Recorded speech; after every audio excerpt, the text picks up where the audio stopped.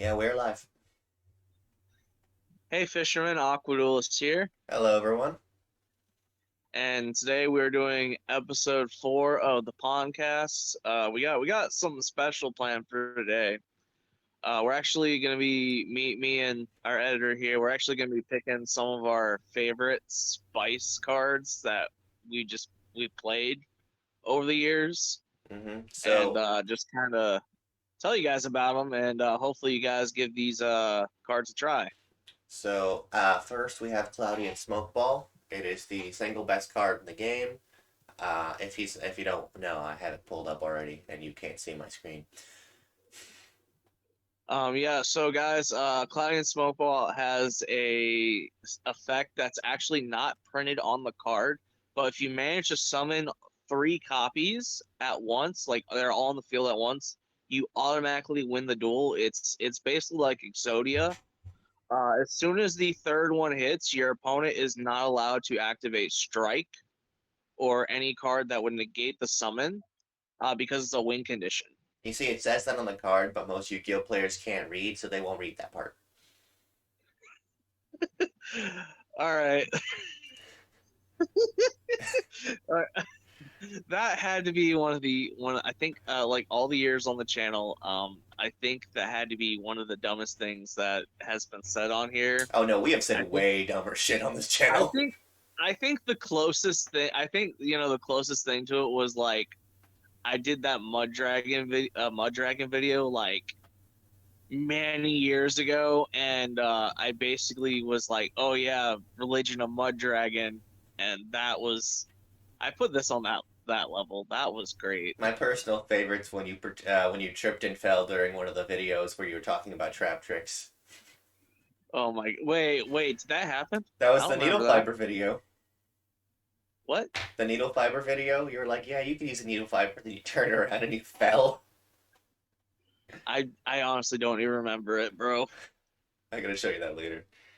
All But right. Well, guys, let's go ahead and get this kick started being serious now. So my first spicy pick is Grand Horn of Heaven.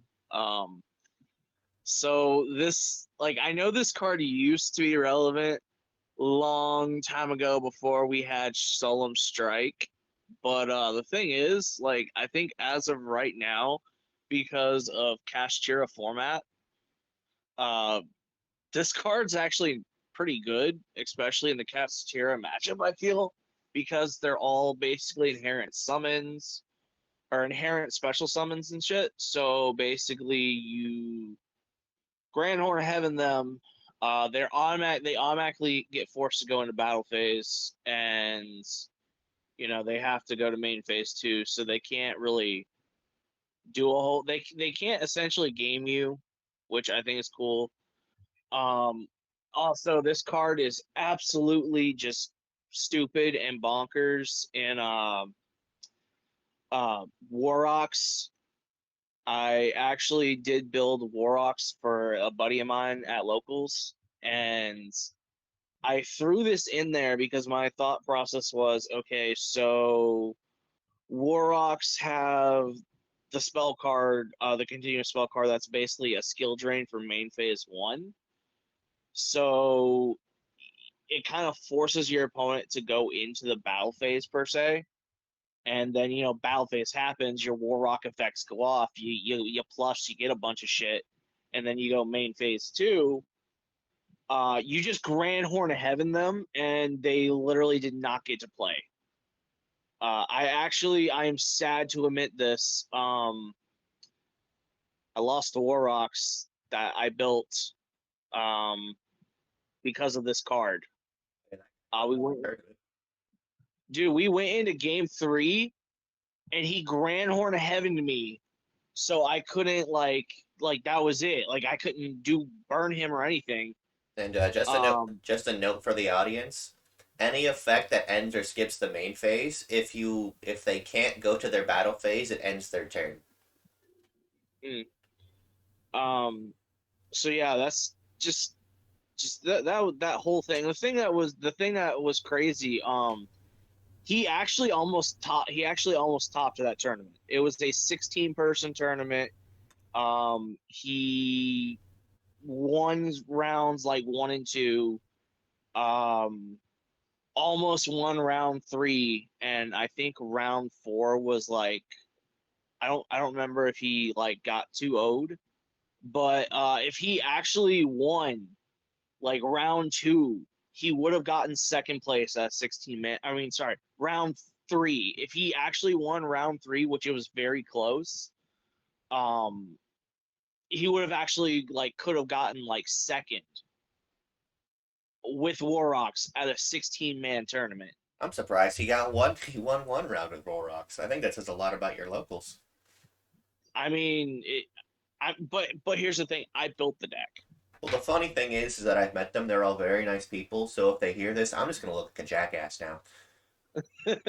Oh, the thing is too, like we do have cashiers and shit running around my locals, so it's not like it is not just the easiest locals ever. You do have a decent amount of meta decks, and you do get some people like me who play like rogue and shit. So yeah, Did you know it's not pronounced Cashtera? It's called Cashtera because you tear up your cash to buy it. god darn it. Jesus, like I was just looking at the cards. Those things are fucking expensive. Yeah. All right. So my guy, what spice you got? So I have Supernatural Danger Zone. This is a common out of a recent set. Um, I play it online occasionally. It's just a nice two or three of, but if a non effect monster is special summoned, you can face up. You can target one card your opponent controls and destroy it. And if it's sent to the if it in its owner's sent spell and trap zone is sent to the graveyard by opponent's card effect, you can special summon a non effect from your hand, deck, or grave. That last part I don't really care too much about. Just if your opponent for whatever reason summons like a token or something, you can pop one of their cards. Or if you for whatever reason are summoning tokens or non-effect monsters, like anything Tenyi, normal monsters, paleos, anything like that, that just pops a card immediately. And it's like it is once per turn, but it's the card stays in the field, so it's like recurring removal. Do you want to make the clarification about normal monsters and non-effect monsters for those who don't know?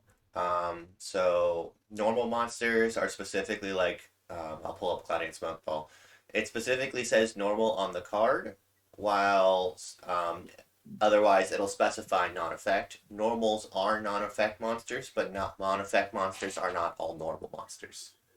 You, Uh, you so like the Tenyi leaks, for example, those are non-effect monsters, but they're not normal monsters.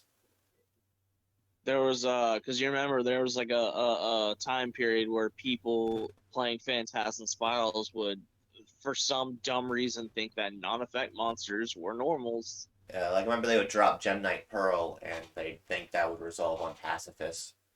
Yeah, no. I remember watching videos of a guy like topping a tournament, and he's like, "Yeah, this card is broken. I can't even believe it." And then no one in the tournament bothered to consider that's not how that works. Also, I love how people were idiots about the one what is it sea stealth attack. Yeah, You can't banish the tokens. you can banish the token, but you can't bring it back. Well, you get what I mean. Yeah, They like one dude literally was openly saying he had like 4 tokens at one point. I'm like, dude, you can't do that. yeah, that's not how that works. Anyways, So um, we have your next one.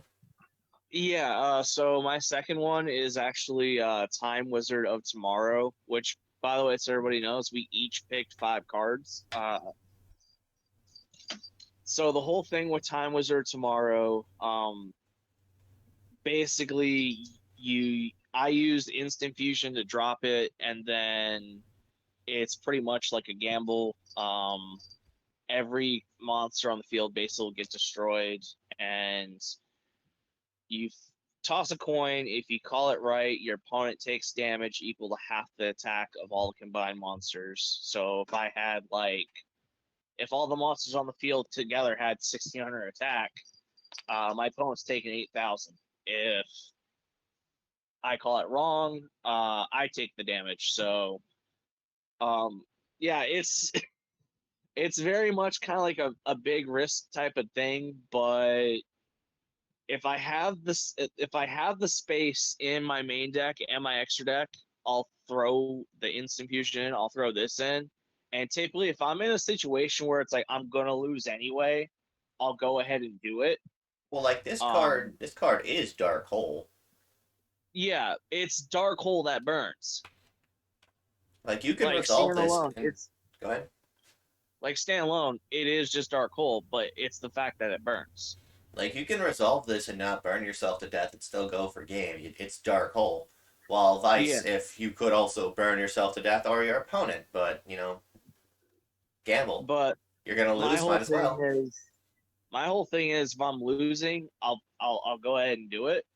Because most of the time, most of the time, if you do this, your opponent's just gonna look at you and just they'll pretty much let it go through most of the time because they're just like, well, if you call it wrong, you lose. So, they can just go on. We can just go on to the next game. So that's kind of like what a lot of people think.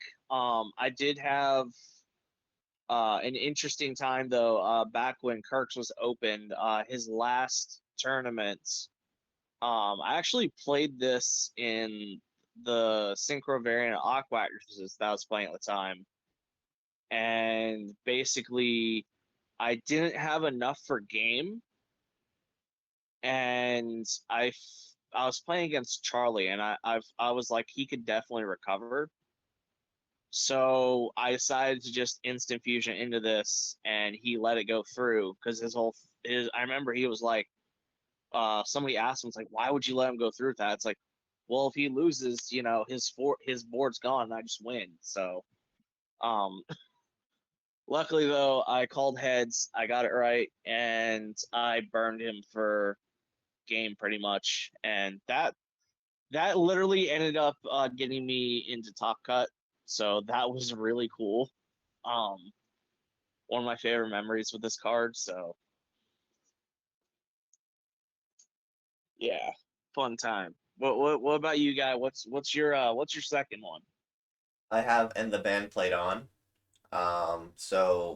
One of my favorite archetypes actually is Symphonic Warriors.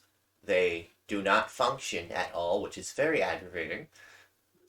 But I love them to death, so they're on this card art, and I was looking at it. Neither player can special summon monsters with the same level as the ones they control, and neither player can special summon monsters with the same rank as they control. So a lot of the decks that I play are like have like level one, two, three, four, so I could play around this. But like a lot of harder level decks, like Kashtira, for example, can't play around this because they're all You, playing you, level sevens. I think this is just like a really cool floodgate that goes from format to format, something I want to point out real quick. You remember when Lynx like first came out? right? The decks that we got, a lot of them were monsters, or a lot of them had main deck monsters that weren't the same levels, like Trickstars. Trick Stars, I remember what's it fucking called? Element Sabers, like that was a trend for a while. Yeah, like I'm not gonna lie, I kind of hated it when we were in that trend because it's just like, It was to avoid you people know, just slapping XYZs in.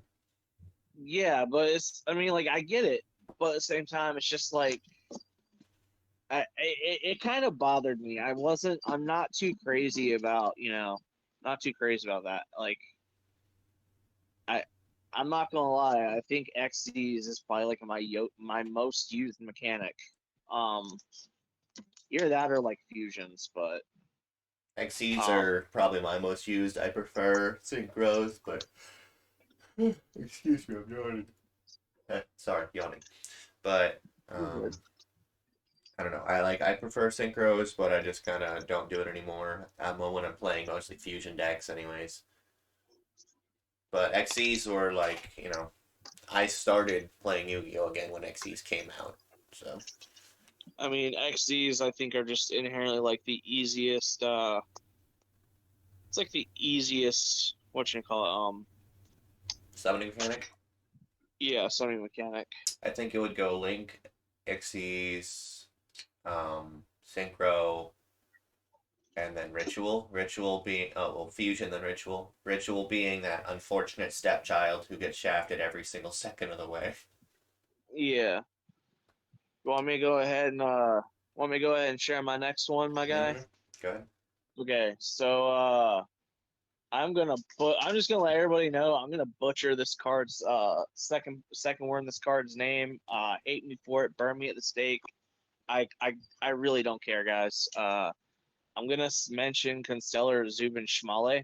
Uh, Salami, yes. so, huh? Zubin salami, yes. Zubin Shalami. Yes. Salami. There we go. I just picture like a Constellar with like a big meat stick of salami now. 1 second. Oh my God, are you really gonna do it? Just keep talking. Just keep talking. Okay, well, anyways, guys, so basically, if it's summoned, it basically kind of grabs a copy of itself. That's what I used it for. I can't remember the exact text on, like on the effect. But I played Dino Mist for a while. Oh, Way back. non once per turn. If it's summoned, add a constellar from deck to hand. Yeah, thank you. Thank you on that. Mm-hmm. So back like when the channel first started, I played Dino Mist religiously, and I played 3 copies of Constellar's Even Schmally. And the thing was, I I had like a combo set. I was playing combo Dynamis, so that's already like was very unorthodox at the time, but it was like the only way to really play the deck at the time too. So, There's no way to play the um, deck to this day. yeah, like now there's like the deck's just not playable. I don't care what anybody Well, says. the deck, like, it had an option being Dynamist stun, but with the pendulum shift, they just got fucked. Dynamist Yeah. got fucked. I mean, still the thing that was unique about the deck is it's still the only deck that can just make um Cyber Dragon, Nova, and Infinity, and it can also make Bahamut into Toad. I think that's like the is still like the only deck that can do both.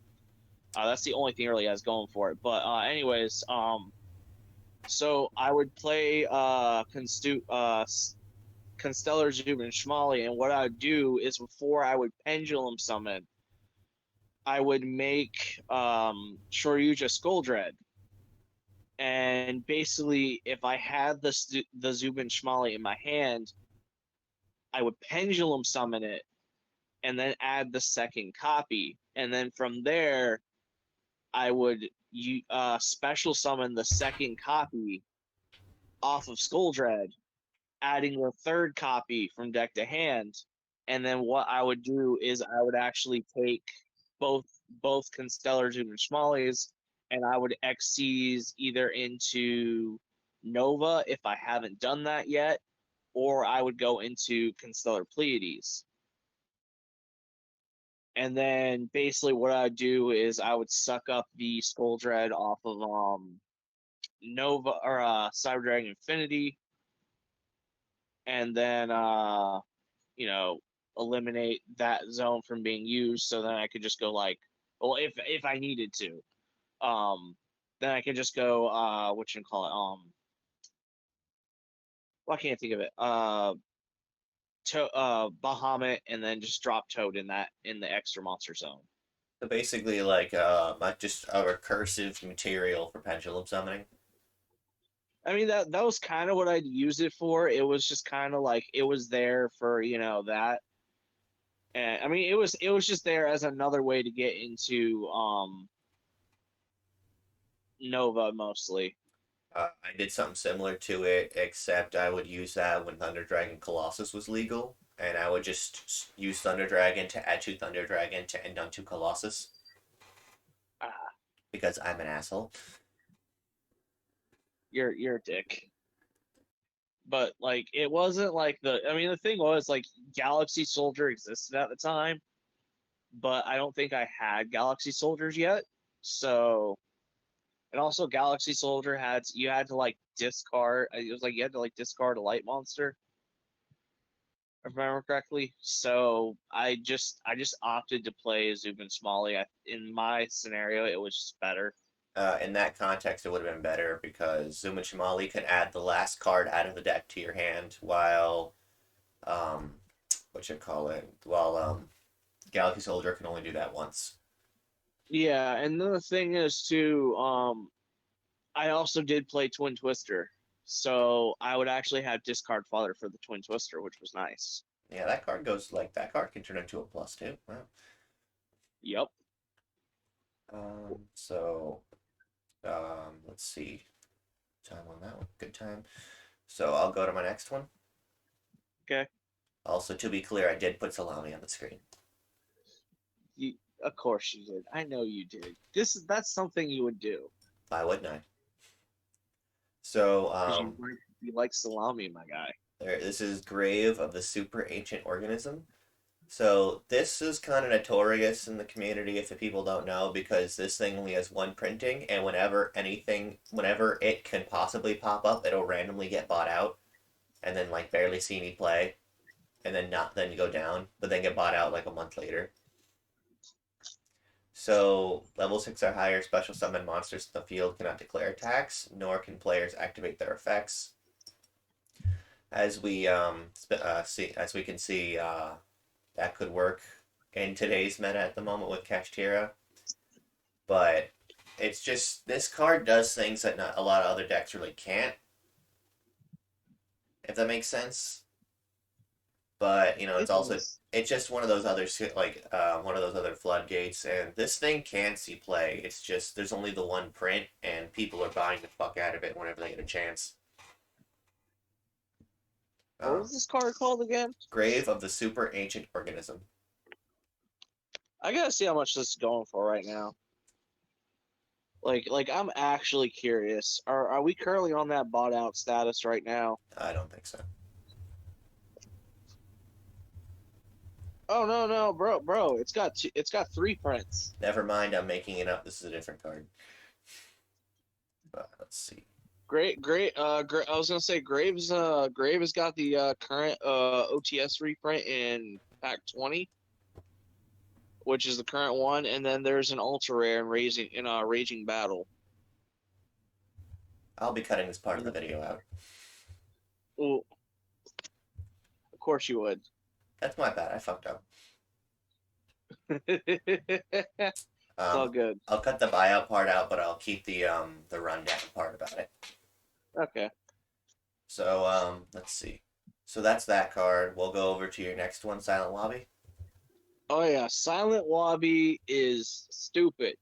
So guys, the time rules.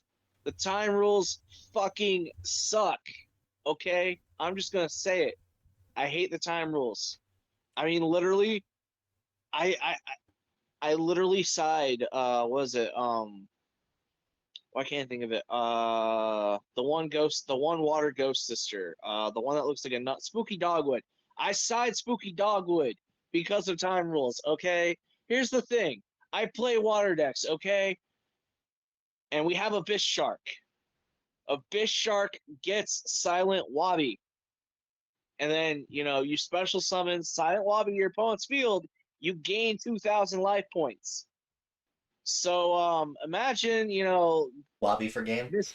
Yeah. Imagine Mr. Aqua Duelist over here playing Marincess comboing off, doing the thing, doing it, and then just a Bish Shark. Add Silent Wabi. Give Silent Wabi to my opponent. I gain 2,000. GG, my guy. When I was going through my binder, one of my binders a while ago, because I'm just gonna say this, guys, I have a shit ton of binders. I currently have, like, I think I'm at 8 binders right now, full of just cards sleeved up, ready to go. It's all sorted, so I can find exactly what I need. I have a weird sorting system for this stuff, but yeah. Anyways, Silent Lobby is a fish, and I'm like, I can do time rule shenanigans with this. So yeah, So what's funny you can about affect. this Huh? What's funny about this, it does give your opponent a draw card, just to let the audience know. But you can special summon to your opponent's side of the field. The opponent you give it to draws a card, and then the owner who actually played the card gains 2,000. And the opponent's hand limit is set to 3. So at the end of their turn, if Lobby's in their field, they have to discard to 3 cards. And But I don't give a shit if they draw a card. I'm gonna win. so if we avoid the time rules, the thing I find hilarious about this card, because this works against Striker and Kashtira. Their cards, well, Kashtira can't summon if you control a monster unless they have that Okay, specific one. okay, Kashtira can play around it. They can. They if they're not playing like a more of a pure build, they can get around it. All right. So if they're playing pure Kashtira, this card will like basically you'll wobby them. Get wobbied. But also, if Yeah, you play Striker, a lot of their cards like require no cards in the main monster zone, so you can just kind of put this in their main monster zone, and if they don't have the card that lets you remove it, then they kind of just stuck with Wobby. yeah, they just kind of lose at that point. I don't know if they lose. I don't remember what strikers play in the extra deck these days, but I just Well, think it's funny, get the Wobbied. thing is, the thing is with strikers is all of their like spells and shit. They can't have a monster in the zone, so they can't really activate them and shit. Hmm. Um, and I think the only card that they could make is maybe like the Link 2, if I remember correctly. Because Sky Strikers have a Link 2. I think it's like Zeke or like Ezekiel or something like that. Zeke. I think that's the only thing that they can really make using Silent Lobby. I don't remember the materials needed for it. So guys, if I'm wrong, I'm wrong. I'm sorry. I'm just gonna admit it. But there's not really a whole lot they can do. Like they kind of like in a sense they kind of just auto lose. Like if you kaiju them, they kind of just lose. Well, they have one spell. I think it's multi-roll that gets rid of it. But if they don't open specifically multi-roll ahead of time, then they can't really get rid of it. And that's about it, really. But they have like engage and stuff, but engage can't activate unless they control something, unless they control it. I don't know if they run link ones that could get rid of Wabi. I don't think so. Um, so community of Sky Strikers play a deck with an older girl, but sorry if we made that mistake. Oh, what's your fourth one, my guy? Let's see. So this one actually, I just bought recently. Anti-Human Intelligence Messiah. Oh, I picked up a playset of those on release, Yeah. and I'm not gonna lie, with that current price point, I kind of regret it. But I mean, I paid no, I paid less than like $5 because I'm over here waiting for like when I pick up new cards, I usually don't buy that night. The set comes out. I usually keep an eye on it for the first 3 days and just buy when I feel it's at its low point. So, I think this card is just like hilarious because any monster sent to the graveyard, and any card that isn't a monster is banished instead of being sent to the grave. So if your opponent is playing Eldritch, for example, they just kind of lose their entire game plan. If your opponent's playing Striker, they just start losing their resources like fucking crazy. Like this is hilarious to me, and I'm fairly confident. Would that if you destroy pendulums, would that count? I don't know, but it has like other effects. If it's in your hand, add a pendulum from your monster from your hand, or one called from your card from your zone from your TX. Add it to your extra deck face up, and if you do special on this card, and let's see, if another monster is normal special summon while you control this card, um, send that monster to the graveyard during the end phase. So basically, it's two floodgates on both ends, but one floodgate's clearly better than the other.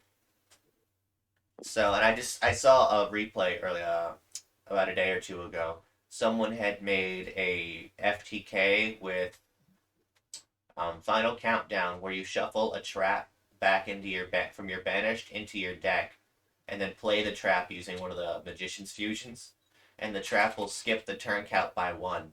So you basically use this in combination with those other cards in a loop with Primal Seed.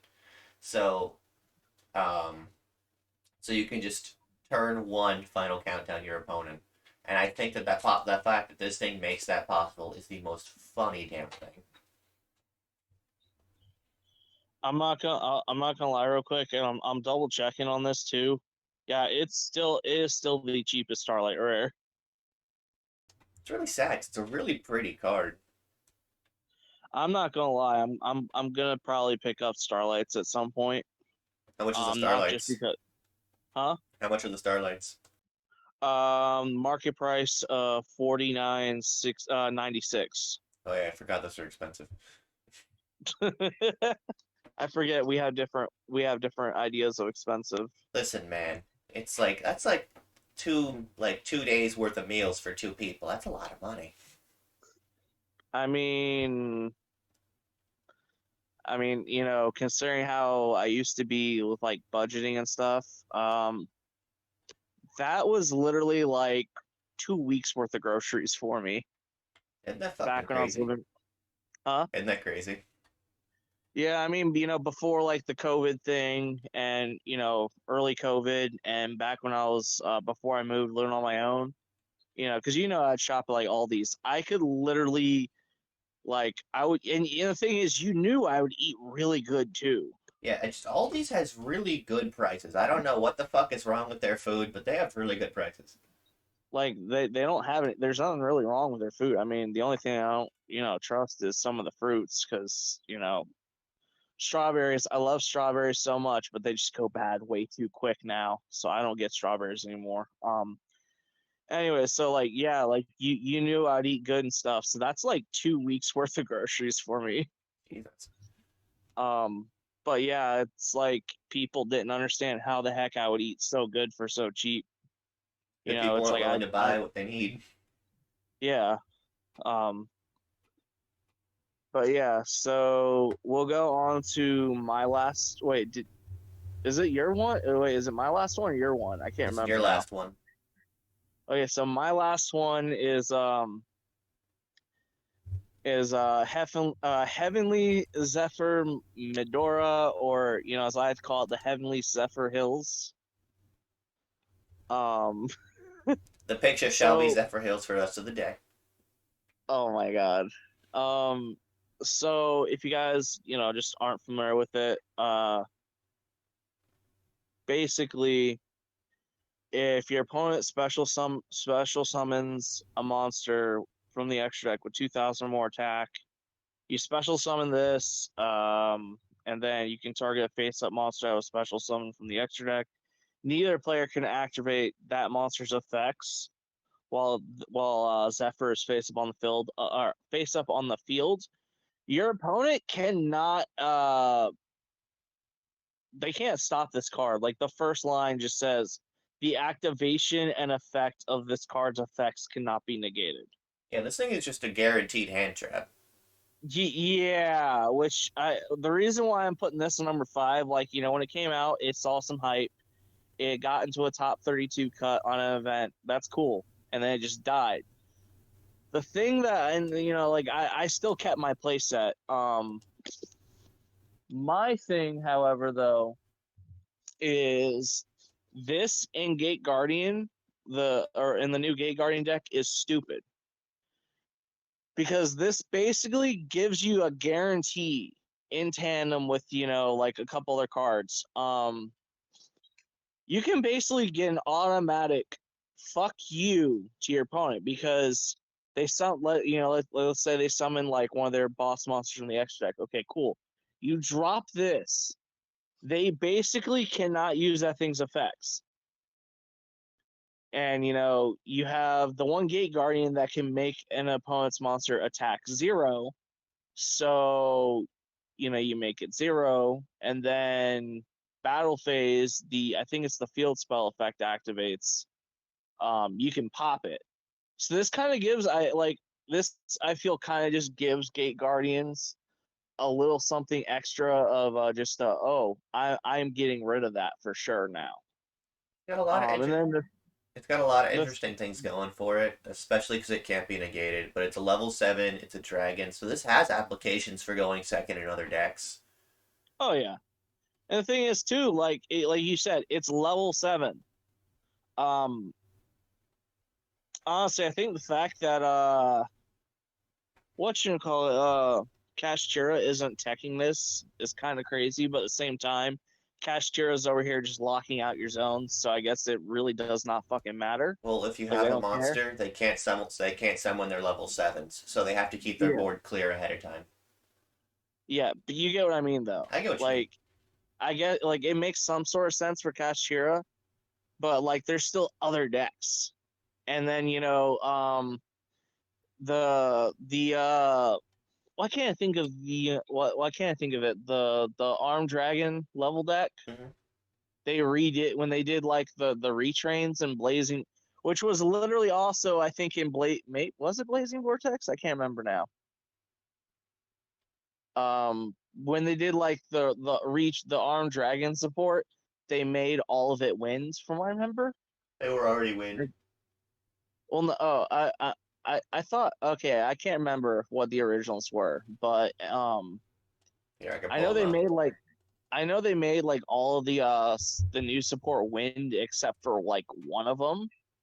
One of them they made light, but like this possibly has some like really cheeky play in that. I don't like it has options, it has possibilities. I'm actually sad that this card kind of dropped off shortly after it came out because it's such a good card with some pretty insane potential. So I'm looking at it. The armed dragons, they were already wind, and then their counterparts are armed thunder dragon. And if you're wondering what's the difference, they are the exact same monster, but they have a little electric mark on their belly. Okay. The reason that is because Chad's name, the Chaz's name in Japan had was a pun on thunder. Okay, that's actually kind of cool. So Chaz it up was actually an untranslatable thunder joke. That's actually funny. So as we know, we got the superior end Chaz it up. Oh boy, if I ever play the new Armed Dragons with the Thunder cards, I'm gonna start yelling Chaz it up. Chaz it up. All right, my guy, what is your last card? My last one, I'm just gonna keep it simple. Trap Eater. I Did you own say Chaz? Did you say Chaz Eater? no Trap Eater. I was about to say, bro. Sound like you said Chaz Eater. I'm like, hold the up. Maybe I did, but hopefully not. No, it's Trap Eater. Everyone knows Trap Eater. Send a face-up trap for your opponent controls to the graveyard. I guarantee whatever deck you're playing, you could probably play around. There can only be one or skill drain just using this card. Like it's short, it's sweet, it's to the point. You know, it's not exactly the most optimal thing removal wise, but this should just get rid of anything you need, and it's still a tuner and it's a level 4. If you're playing something with allure, it's an allure target. But just it's a this can fit into a lot of decks. I just personally haven't played it because I don't play tournaments very often, so I could be wrong, and someone can tell me in the comments that I'm a fucking idiot. But that's just my opinion. Guys, go ahead in the comments and just tell him he's a fucking idiot anyway. Whoever's in the comments, don't do that. I can hear you doing it now. Don't do that. Well, I mean, you're a fucking idiot, so Great, thank you. You have encouraged you're the welcome. comments. I'm kidding, guys. We love our editor. All right, so we're almost Don't around. We're almost. Go ahead. please don't put in your 2 week notice. I didn't do that for the last ones either. Apparently, that's not Um, very common anymore to put in your 2 weeks notice.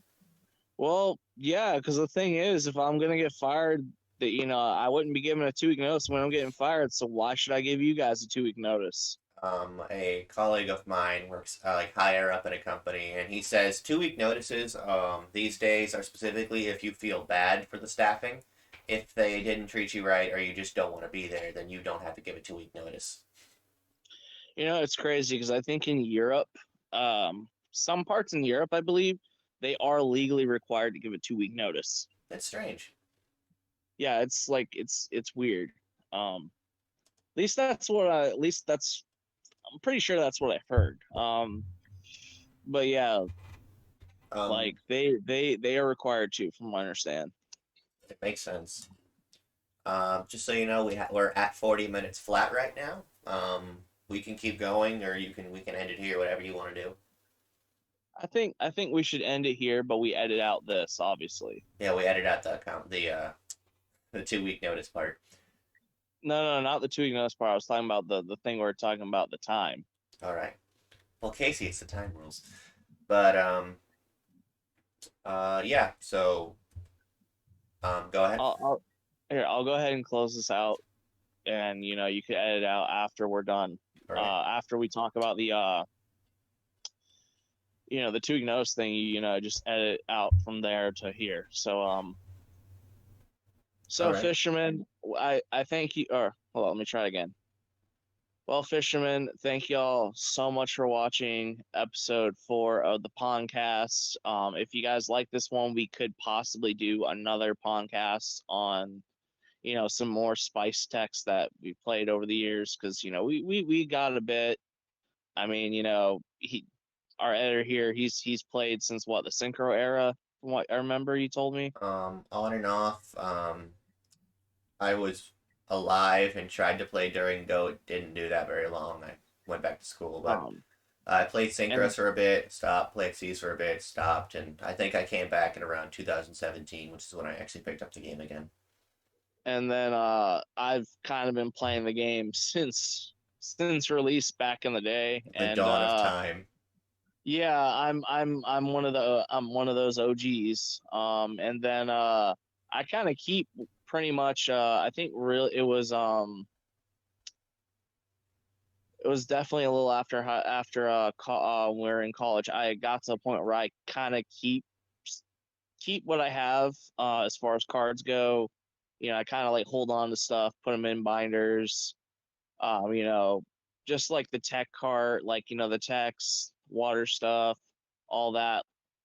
Because the cards come back, they come and go for formats. So I definitely have like a plethora, and I definitely have a lot of spice cards. So, Like random stuff but can just become very good in the coming future. It's very strange. oh, oh yeah, like dude, and this is why I like to go through every course. That I like to go through all the commons and such. Um, I always look at every single card, and I'm just I determine whether or not, okay, like, is this something that at the moment doesn't seem all, in this format seem that good, but in a future format it could be. um there's a lot of cards I feel like they're kind of like that. And that's one of the things I liked about Photon Hypernova actually had a lot of good commons in there. I feel like the last few before that were just not as good with commons. But anyways, the thing I'm trying to say, guys, is if you guys want more spice, we have more spice. We definitely have it. Like I have a tin full of this shit. I could just rip out the next 10 cards to see what we find. Yeah. So thank y'all so much for watching this podcast, guys. Y'all are awesome. We love you. And we'll see y'all in the next video and podcast. All right, we'll see you later, guys. Thank you.